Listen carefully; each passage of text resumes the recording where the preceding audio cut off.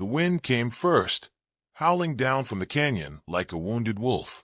Then came the rain, hard, slanted, and cold, falling in sheets across the scrubland as dusk swallowed the last of the sun. Jeremiah Boone sat alone on his porch, a chip-tin mug of black coffee steaming in his hand. He didn't flinch when thunder cracked across the sky. It had been years since storms rattled him, years since much of anything had. His land, what was left of it, stretched crooked and dry across the plains.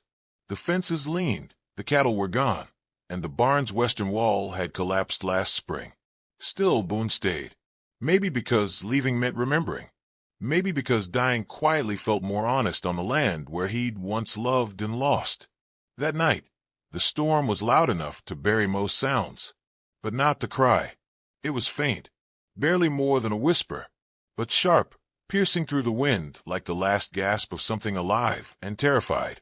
Boone set down the mug and stepped off the porch, the wood groaning beneath his boots. He didn't call out.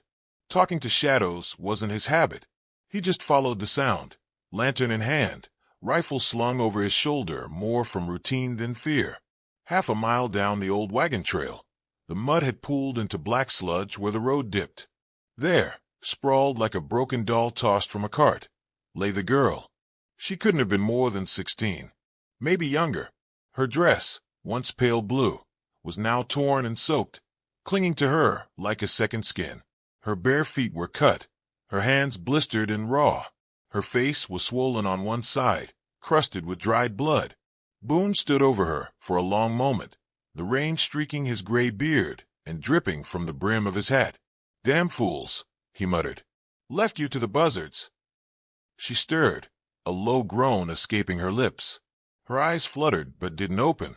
Boone knelt slowly, bones creaking, and slid his arms beneath her. She was light, far too light, a body that had missed too many meals, gone too many nights cold and afraid.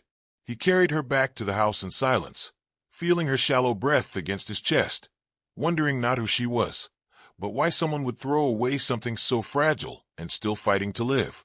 Inside, he laid her on the cot by the fire and wrapped her in a wool blanket. The storm raged on, rattling the windows. He stoked the fire high, poured warm water, and began cleaning the blood from her face with gentle, work-worn hands. She didn't wake, but her jaw unclenched slightly. By morning, the rain had passed, and with it the worst of the fever. She opened her eyes just after sunrise, cloudy at first, confused, then wide with fear.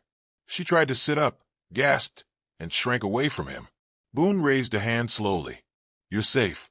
You're at my ranch. I found you out in the mud." She said nothing, just stared. "Name's Jeremiah Boone," he added, backing up a step. "Don't mean you no harm." Her voice was hoarse. "Where am I?" "About a mile east of Dry Creek," he said. "You're lucky I heard you. Coyotes were getting curious." She flinched. He noticed how her eyes kept darting to the door, the window, like something, or someone, might still be coming for her. "You got a name." She hesitated, lips cracking as she whispered, "Maddie." He nodded. "All right then, Maddie. You hungry?"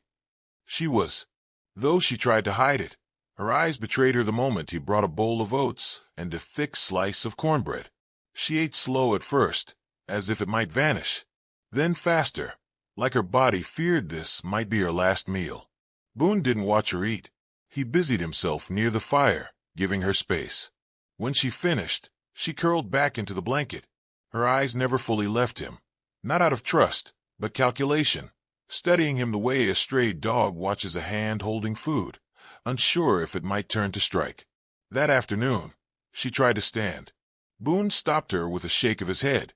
"You got no strength yet. Give it a day." "I can't stay long," she rasped. "You ain't going nowhere on feet like those," he said, nodding toward her bandaged soles. "Rest. That's an order." She frowned. "You're not a marshal." "No," he said quietly. "I'm just an old man who hates burying girls." That shut her up. She looked away, face hardening. Days passed. Maddie spoke little. She limped slowly around the cabin by the third day, wincing with every step. Boone watched her from the fields, letting her move, like a shadow. But he noticed things. How she always checked the window before approaching the front door. How she slept with a knife tucked beneath her pillow. How she never once asked for her parents. She was hiding. That much was clear. Boone didn't ask questions. He knew that kind of silence. Some ghosts weren't meant to be disturbed. One evening, she came out to the porch, her frame silhouetted against the orange sky. He sat smoking a pipe, eyes on the dying light. She stood beside him, barefoot, arms crossed. "You live here alone?" she asked. "Been that way a while." She nodded slowly. "It's broken." He chuckled softly. "Most things around here are." She pointed at the collapsed barn. "I could help fix that." He looked at her, skeptical. "You can't lift half a beam." "I can clean. Patch. I ain't useless." Boone said nothing for a moment, then gestured to the far field. "That fence line's leaning like a drunk. You feel steady enough tomorrow. I'll show you where the tools are." She nodded once, then turned to go back inside. That night, Boone sat longer than usual on the porch. The wind had softened, the moon full over the canyon. He thought about how fast she'd healed, how her hands already showed the memory of labor. She was no stranger to work or pain. Still, something in her walk, in the way she spoke in short, hard lines. It wasn't just fear. It was training, like a wild animal that had learned what men were capable of. He tapped the ash from his pipe. Looking out toward the barn, she said she'd fix. Whatever hell she'd come from hadn't killed her. And maybe, just maybe, it hadn't killed him either. By the end of the first week, Mattie knew where every creaking floorboard in the cabin was, how the stove coughed twice before catching flame, and which floor tile Jeremiah Boone avoided when his knee flared up. He was quiet in the mornings, methodical in the afternoons, and sat with the stillness of stone by dusk. She never saw him drink, though his eyes sometimes carried the weight of someone who used to. She never asked what haunted him. He never asked what chased her. The mornings started early. He woke with the sun, and she followed. Not because he told her to, but because her body needed something to do, something to fix. The cabin was modest, one big room with a loft, but the ranch stretched wide, fence posts rotting, gate hinges rusted, brush reclaiming the edge of the fields. It was the kind of place you either rebuilt or buried. Boone handed her a hammer and a satchel of nails the second day she offered to work. "You ever patch a fence?" "No," she admitted. "You'll learn." They worked side by side, not speaking much. The rhythm of tools, wood, and earth did most of the talking. Mattie watched the way Boone crouched without letting his back do the work, the way he tested each board with a knuckle rap before nailing it in place. He didn't waste effort. He didn't waste breath. One afternoon, as the sun blazed down and sweat streaked her face, she dropped her hammer. It landed with a dull thud in the grass. Her hand shook. Boone paused, looked at her. "You all right?" "I'm fine," she muttered. He didn't push, just nodded once and went back to driving nails. That night, she had the dream again. Fire. A man's voice. Screaming. Then cold silence. She woke up tangled in the blanket, breath sharp, fingers curled into claws. She sat up on the cot, trembling. Boone was by the hearth, stoking the embers. He didn't turn. "Some things come back at night," he said softly.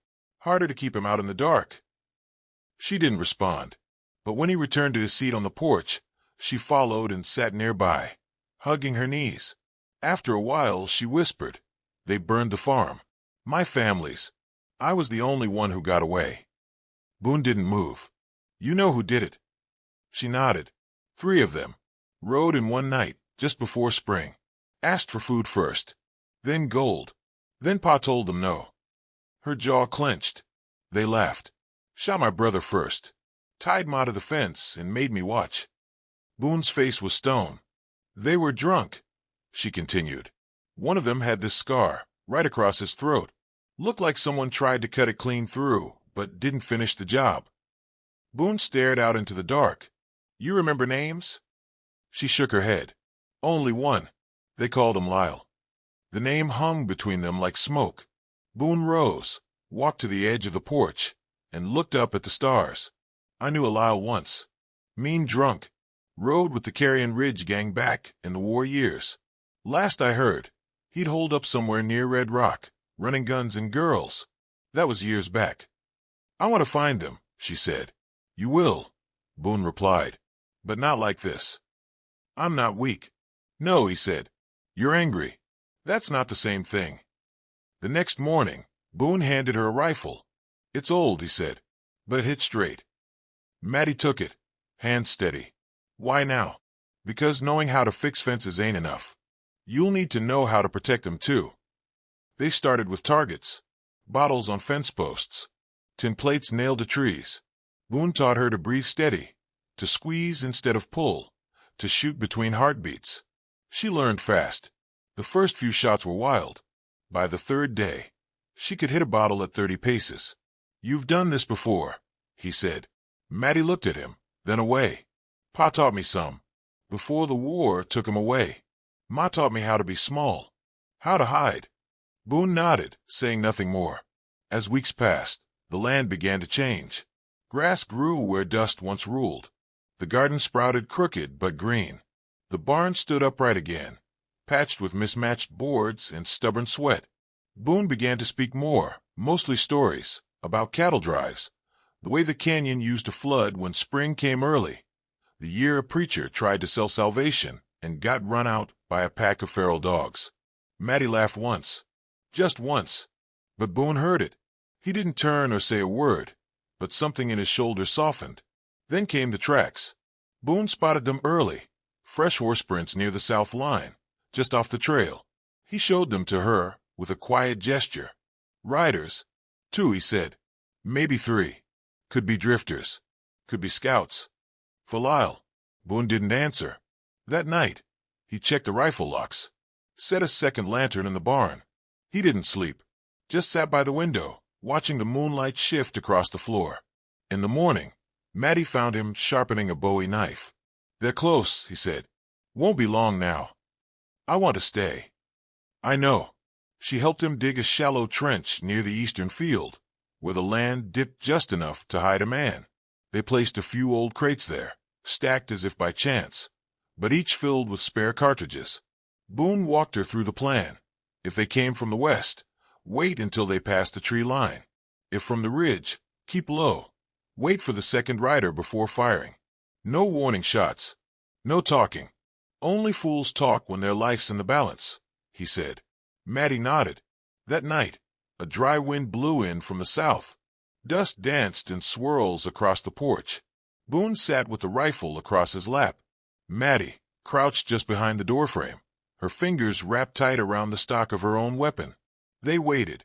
Around midnight, the sound came. Soft hoofbeats, slow and deliberate, like men who knew how to sneak and had done it often. Boone didn't move. Maddie's heart thudded in her chest. Every sound sharpened. The creak of leather, the click of a spur, the rustle of a coat brushing wood. Then a voice, low, mocking. This the Boone place? Heard he was keeping company with a little orphan now. Ain't that sweet? Maddie stiffened. She knew that voice. Boone stepped out onto the porch, slow and calm. 2 men waited at the edge of the yard. One had a long coat and dead eyes. The other wore a red scarf and smiled with broken teeth. Evenin', Boone said. Evenin', the one with the scarf answered.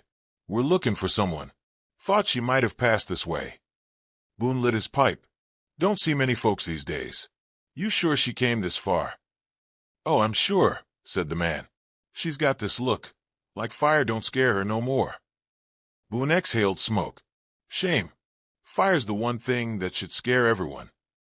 Then the third man appeared, behind Boone, rifle raised. But before the trigger pulled, before the man could even shout, a shot rang out from the shadows. The third rider fell face first into the dirt, a neat hole between his eyes. The other 2 spun, but Maddie was already moving, stepping from behind the barrel she'd hidden behind, rifle aimed steady. You left me in the mud, she said. The one with the red scarf froze. Wait. She fired again. The man dropped like a sack of grain. The last rider turned to flee, kicking his horse hard. Boone's shot cracked like thunder. The rider slumped sideways, sliding off the saddle and into the dust. Silence returned. Boone looked at Maddie. Her hands were shaking, her face pale, but her eyes were dry. "You all right?" he asked. She nodded, though her voice was barely a whisper. "I didn't miss." "No," he said.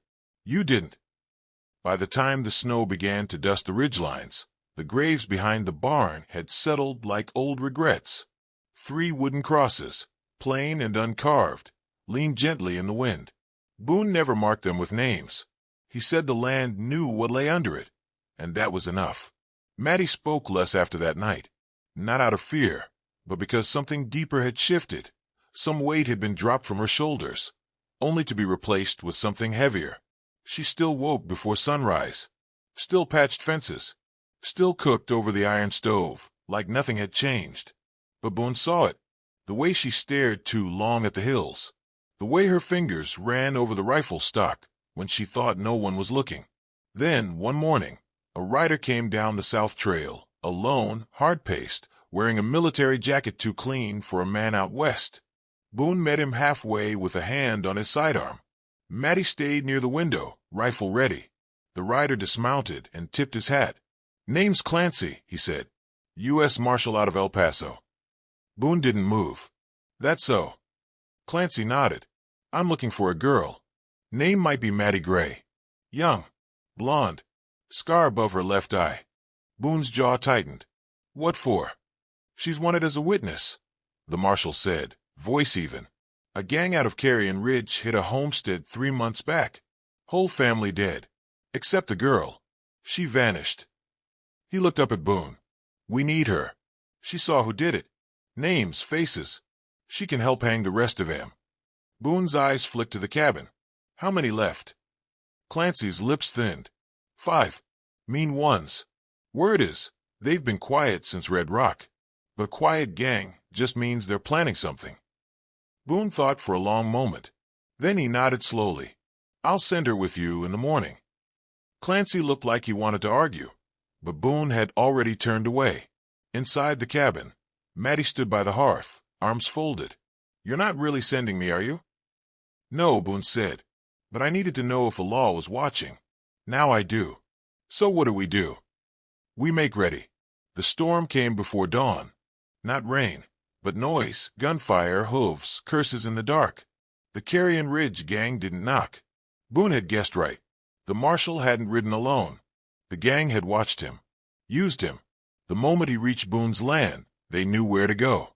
They waited a few days, circled wide, then came back like wolves who'd sniffed blood.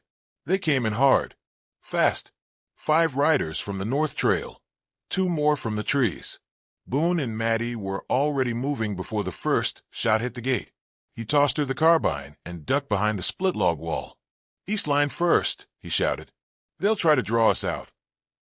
Mattie sprinted for the window, eyes sharp. She counted 4 in sight, 2 more shadows on the rise. One circling to the barn. "Don't let him get inside." She opened fire, the carbine kicking against her shoulder. One rider fell, tumbling from his saddle in a mess of limbs and leather. The others scattered, guns blazing. Boone returned fire from the porch, dropping one near the trough. The others pulled back, regrouping near the corral. And then silence. The kind of silence that comes when men gather breath for something worse. Boone crouched beside her, loading shells with slow, practiced hands. "You sure about this?" he asked. She met his eyes. "I stopped running when I found this place. They're not taking it." He nodded once. "Good, because they brought the bastard." From the tree line came a new rider. Big, broad, thick beard like iron wire, and across his neck, a scar that looked like a second mouth. Mattie went still. "That's him," she said. "Lyle." She nodded. "The one who laughed when they killed my brother." Boone stood slowly. "Then we'll let him laugh again, with blood in his teeth." Lyle dismounted like a man with time to burn. He walked toward the gate, cocky, dragging a rifle behind him like it weighed nothing. "Mornin'," he called out. "Jeremiah Boone, right? Heard you taken in a little stray." Boone didn't answer. "Don't worry," Lyle continued. "We ain't here for you. Just the girl. She ran from a judgment, and we're here to deliver it. Ain't that right, boys?" Laughter behind him. Rough, mean laughter. Boone leaned against the post. "Funny thing," he said. "You keep saying you're bringing judgment, but I don't see a badge. Just cowards who kill children." Lyle's face twisted. "Last chance, Boone. Give her up, and we'll walk away." "No," Boone said. "You won't."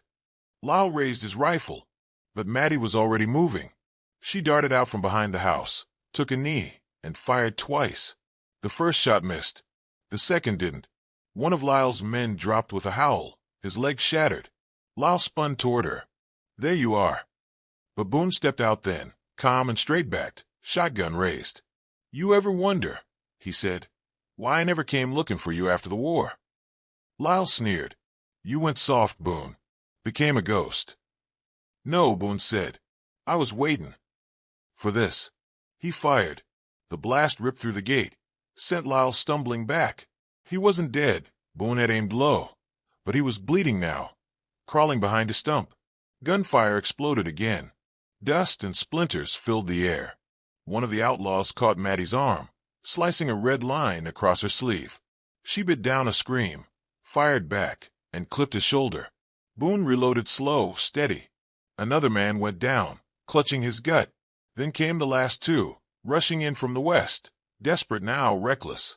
Maddie dropped one with a gut shot that spun him like a top. Boone handled the other with the butt of his gun.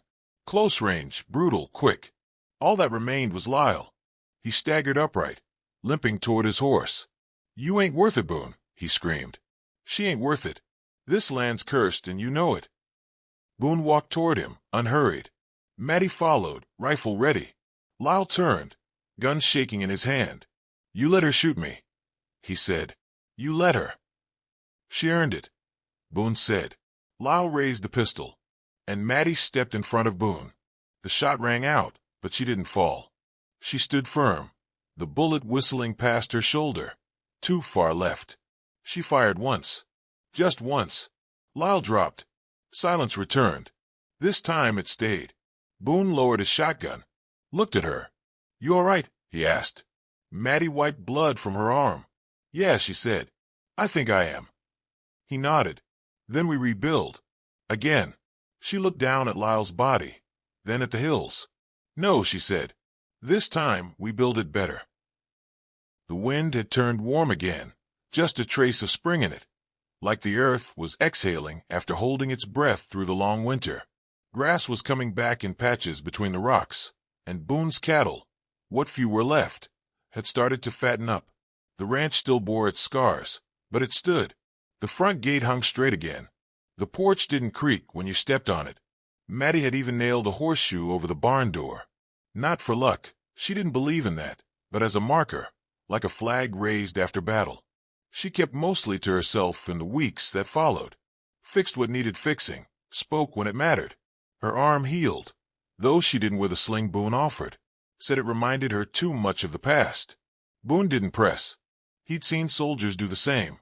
Men who walked away from battle with their bodies mostly intact, but something behind their eyes cracked just enough to let the dark in. But Maddie wasn't broken. That wasn't it. There was something else in her now. Not hardness, something quieter. Like steel, just beneath the skin. One afternoon, she was in the loft sharpening tools when Boone came in, his boots soft on the straw-covered floor. He had a letter in his hand. "This came by Ryder," he said. "From El Paso." She eyed it without touching it. "What do they want?" "Marshal Clancy says the Carrion Ridge gang is officially broken. 4 dead, 2 in custody. Wants to know if you'll testify." She didn't move. "He says he'll protect you. Promises safe passage." She took the letter and set it on the beam beside her. "I'm not afraid of what's out there," she said. "I just don't think I owe the world anything." Boone studied her. "Maybe not, but it's watching you all the same." She gave a dry smile. "Let it watch." That night, after the sun dropped behind the butte and the shadows stretched long over the paddocks, Boone caught her outside by the well, holding something in her hand. At first, he thought it was one of the old ranch knives, but it was longer, thinner, sleek as bone. "What's that?" he asked. She hesitated, then turned it over slowly in the firelight. It was a stiletto, not Western-made, foreign. The hilt was ivory, carved with symbols Boone didn't recognize. The blade itself had an odd curve to it, something elegant, cruel, and ceremonial all at once. "My father's," she said. "He carried it in the war. Not this war, the one before. Fought for a crown I can't even name now. But he kept it close, even after crossing the ocean. Called it a reminder." Boone stepped closer. "Why'd you never mention him?" "Because he died too slow," she said, voice low. "Took days.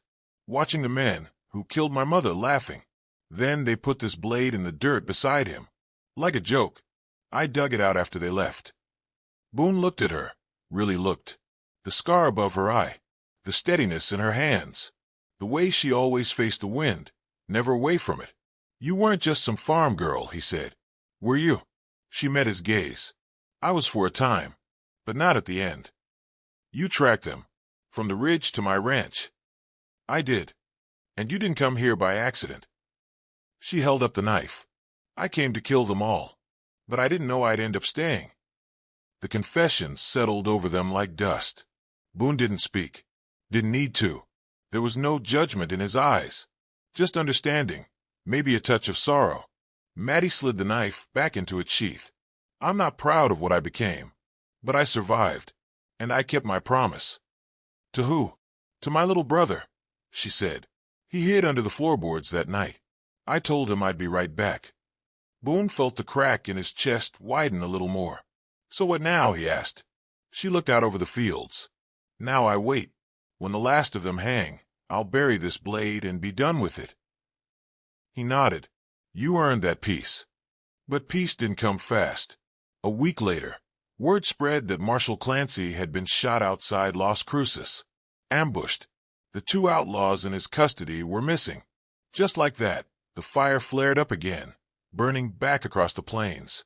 Boone didn't speak of it, but he reinforced the front gate, moved the horses to the lower stalls, polished his rifle till the stock shone like onyx. Maddie knew. She was watching the horizon, same as him.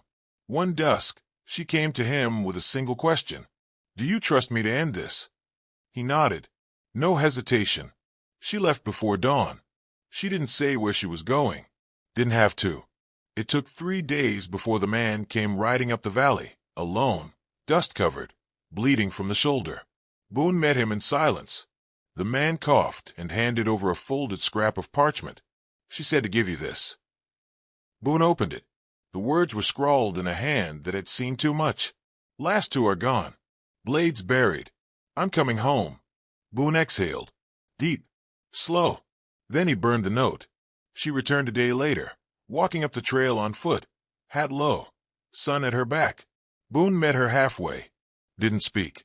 She pulled the glove off her hand. There on the palm was a fresh mark, faint but clear. A twist in the skin, like something had been burned there and healed over too neat. "What is that?" he asked. She looked down at it. "A promise. That I'll never carry that blade again." He took her hand and wrapped it gently in his own. "You don't have to be who they made you," he said. "I'm not," she whispered. "I'm something else now." He looked at her and knew it was true. They walked back to the house together, 2 shadows against a land that remembered everything but judged nothing. And somewhere beneath the cottonwood tree, the earth settled quietly over the blade that would never be drawn again.